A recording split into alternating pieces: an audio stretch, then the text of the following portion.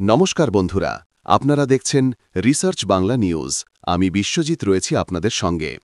আজকের বড় রাজনৈতিক খবর, বিহারের রাজনীতি জমে উঠেছে। নীতিশ কুমার, বিজেপি, তেজস্বী যাদব আর রাহুল গান্ধীর পাশাপাশি হঠাৎ করে কেন্দ্রে উঠে এসেছেন এক নতুন কিন্তু পরিচিত নাম, প্রশান্ত কিশোর। তিনি কি ইন্ডিয়া জোটের সঙ্গে যুক্ত হতে চলেছেন? রাহুল গান্ধীর প্রশংসা করে কি বড় কোনো রাজনৈতিক বার্তা দিলেন? আর এই ঘটনায় বিহারের সমীকরণে কি বদল আসতে পারে, চলুন বিশ্লেষণ করি। গত ৩ বছর ধরে প্রশান্ত কিশোর একেবারে গ্রাসরুট লেভেলে লড়াই করছেন। নিজের দল জনসুরাজ তৈরি করেছেন। হাজার হাজার কিলোমিটার হাঁটলেন, মানুষের কাছে গিয়ে কথা বললেন। এই হাঁটাযাত্রাই তার রাজনৈতিক ইউএসপি।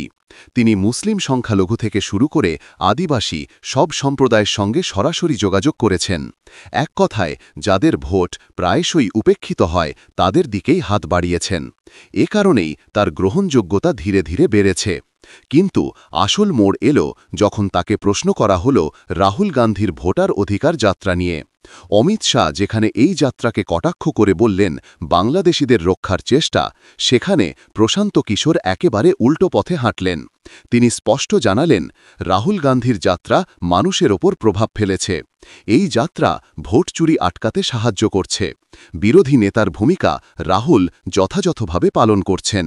এটাই বিশাল তাৎপর্যপূর্ণ, কারণ এতদিন তিনি কংগ্রেস বা রাহুলের প্রতি নিরপেক্ষ ছিলেন।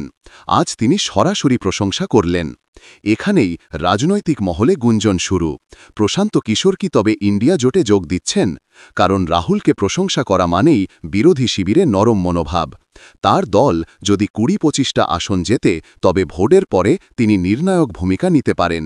অর্থাৎ সরাসরি জোটে না গেলেও বিজেপি বিরোধী ফ্রন্টে তার অবস্থান স্পষ্ট হয়ে যাবে। অন্যদিকে বিহারের রাজনীতির পুরনো খেলোয়াড় নীতিশ কুমার, কিন্তু এবার তার অবস্থান ততটা শক্তিশালী নয়। তার জেডিইউ অফিসে মোদির ছবি টানানো নিয়ে দলে ভাঙন শুরু হয়েছে। সমর্থকরা সরাসরি বিজেপির কার্যালয়ে গিয়ে নীতিশের ছবি টাঙিয়ে দিয়ে এলেন।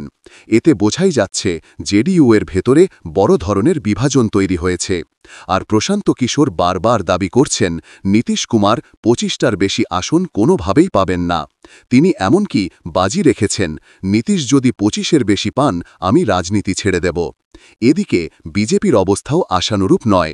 চিরাগ পাসওয়ান বা জিতেন রাম মাঝির দল থাকলেও এনডিএর ম্যাজিক ফিগার ১২১ পৌঁছানো প্রায় অসম্ভব।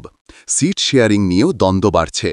নীতিশ চান বিজেপির থেকে ১ আসন বেশি লড়বেন, কিন্তু বিজেপি কি সেটা মেনে নেবে? এই ইগো ক্ল্যাশে জোটের ভেতরেই ভাঙনের ইঙ্গিত স্পষ্ট। অন্যদিকে রাহুল গান্ধী ও তেজস্বী যাদবের নেতৃত্বে ইন্ডিয়া জোট ধীরে ধীরে জমাট বাঁধছে। রাহুলের যাত্রা মানুষের মনে প্রভাব ফেলেছে। সংবিধান বাঁচাও এই স্লোগান মানুষের মধ্যে ঢুকেছে। তেজস্বী যাদব যুব ভোট আকর্ষণ করছেন, আর লালু প্রসাদ যাদবের রাজনৈতিক উত্তরাধিকার তার হাতে মজবুত হচ্ছে। এই দুই শক্তির সঙ্গে যদি প্রশান্ত কিশোরও যোগ দেন, তাহলে বিহারে বিজেপির জন্য কড়া চ্যালেঞ্জ অপেক্ষা করছে। রাজনৈতিক পর্যবেক্ষকরা বলছেন প্রশান্ত কিশোর সরাসরি ভোটের আগে জোটে নাও যেতে পারেন, কিন্তু ভোটের পর যদি ঝুলন্ত অবস্থা তৈরি হয়, তাহলে তিনি কংগ্রেস আর জেডির সঙ্গে হাত মেলাবেন। কারণ তার দলও সংবিধান রক্ষার লড়াইকে মূলে রেখেই গড়ে উঠেছে। অন্যদিকে বিজেপি লড়ছে শুধু ইল্লিগাল ইমিগ্রেশন ইস্যু নিয়ে। এটাই দুই পক্ষের মূল পার্থক্য। প্রশান্ত কিশোরের এই সাম্প্রতিক বক্তব্য আসলে বড় একটি রাজনৈতিক বার্তা।